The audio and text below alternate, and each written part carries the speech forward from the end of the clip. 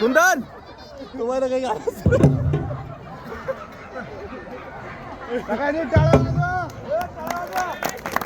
ओ कसा दिसतोय आमचा जोडा, कसा दिसतो माझा परश्या.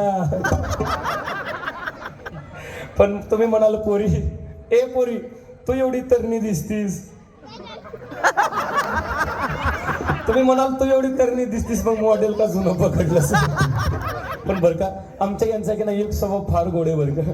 पाहायचं का तुम्हाला, पाहायचं का? खाली बसव, उठ.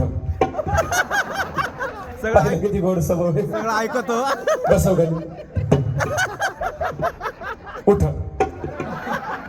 पाहिलं, हा यांचा स्वभाव मला फार आवडला बरं का.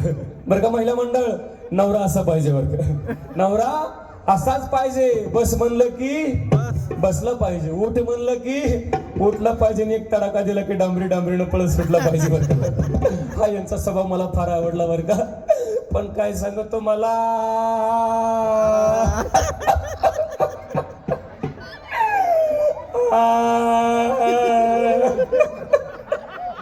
ए कुंदन काय सांगायचं. लग्न झालं नांदायला गेले बरं का, लग्न झालं नांदायला गेले, पण मॉडेल एक कडून निघालो. आणखीन हसतो कसा बघितलं का. मोडकच घर आणि पडकच छप्पर बरं का मंडळी, मोडकच घर. हो तुम्ही म्हणाल आल्या आल्याच लागली नवऱ्याचं घरानं सांगायला, हिला नेमकं झालं तरी काय.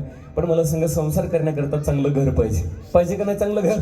हो मी म्हणते नसू द्या चांगलं घर, पण कमीत कमी देवाला देवघर तरी पाहिजे का नाही, पाहिजे का नाही घरामध्ये देवाला देवघर.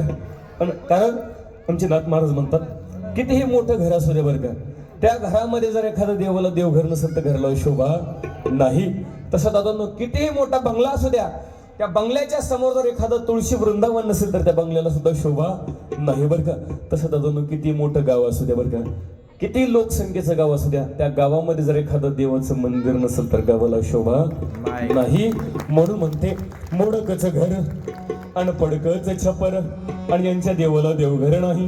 म्हणून म्हणते दादला नको ग बाई मला नवरा नको ग बाई, हे दादला नको ग बाई मला नवरा नको ग बाई. आणि हा दादला नको नवरा नको, हा दादला नको ग बाई, हे दादला नको ग नवरा नको दादला नको ग बाई. आणि हा दादला आणि हा नवरा आणि ओ ठोंब्या. काय सांगायचं. तुम्ही मला नुसते घरासाठी नवरा सोडतीस का, पण नुसते घरासाठी नवरा सोडायला मी काय वेडी आहे का. मला सांगा अंगावरून नेसण्याकरता चांगली साडी पाहिजे का, पाहिजे का नाही चांगली साडी.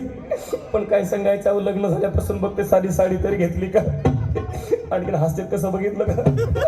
अहो काय सांगत. पण तुम्ही म्हणाला आत्ताच 5 साड्या बदलल्यास की, खोटं बोलतीस का, कुठून आणल्यास या 5 साड्या. पण या 5च्या 5 साड्या आमच्या ह्यांनी नव्हत्या बरं का दिल्या. 5च्या 5 साड्या आमच्या अमित दादा बंधूर यांनी मला भेट दिल्या बरं का. अमित दादा म्हणले ताईडे काळजी करू नको, आमच्या सातपूरला येतीस मग जुनीच साडी का घालतीस. म्हणून दादा म्हटले नवीन 5च्या 5 साड्या मला भेट दिल्या बरं का अमित दादानी. म्हणून तरी कशी बशी 4 चौघीत आली. काय सांगायचं, लग्न झाल्यापासून घरात गाऊनवरच बसत होत. लग्न झालं तसं एकच साडी, तीच पिळावी तीच नेसावी, तीच पिळावी तीच नेसावी. अहो यांच्या त्रासानं 4 वर्षात आंघोळ सुद्धा केली नाही. रोज आंघोळीची गोळी घेते. मग काय करू, कारण फाटकचं लुगडं आणि तुटकीचं सोड. दादा घर, घर म्हणजे काय का, अन्न वस्त्र निवारा माणसाच्या 3 मूलभूत गरजे. घर महत्वाचे, परंतु घराची प्रत्येकाची व्याख्या वेगवेगळी असते बरं का. प्रत्येकाची घराची व्याख्या वेगवेगळी. जे हौशेनं बांधलं जातं त्याला हौस असं म्हणतात. ज्या घरामध्ये होम हवन चालतात त्याला होम असं म्हणतात. ज्या घराच्या भिंतीला काना असतात त्याला मकान असं म्हटलं जातं. ज्या घरामध्ये हवा खेळती राहते त्याला हवेली असं म्हटलं जातं. ज्या घरामध्ये राहून माणसांचे हाल होतात त्याला महाल असं म्हटलं जातं. आणि ज्या घराचे हप्ते फेडून फेडून घर मालकाचं दिवाळं निघतं त्याला फ्लॅट असं म्हटलं जातं. आणि ज्या घरामध्ये पडल्या पडल्या सुखानं झोप लागते त्याला गरिबाची झोपडी असं म्हटलं जातं दादांनो. म्हणून घर किती मोठं आहे हे महत्वाचं नाही, घर किती मजली आहे हे महत्वाचं नाही, त्या घरामधल्या माणसांना माणुसकी आहे का नाही हे महत्वाचं आहे बरं का दादांनो.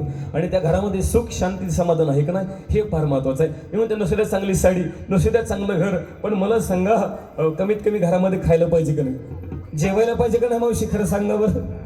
पण बघा ना फुकटच्या यात्रेतल्या संपत्यातल्या पंक्ती गाऊन कसे फुगल्यात बघितलं. अहो मला नुसती जोंधळ्याची भाकर, आंबाड्याची भाजीवर तेलाची धार सुद्धा नाही. खोटं सांगत नाही मावशी, माझ्या पप्पाच्या घरी असताना माझं 350 किलो वजन होतं. हो हो, पण यांच्याकडे आले पण कशी झाली बघा, कारण खायलाच काय नाही, कारण जोंधळ्याची भाकर आणि आंबाड्याची भाजी वर तेलाची धार की हो नाही. मला सांगा सर्वात जास्त बायकांना काय आवडतं, सर्वात जास्त महिलांना काय आवडतं, कोण म्हणलं भांडायला आवडतं, भांडायच्या विषय सोडा बरं का.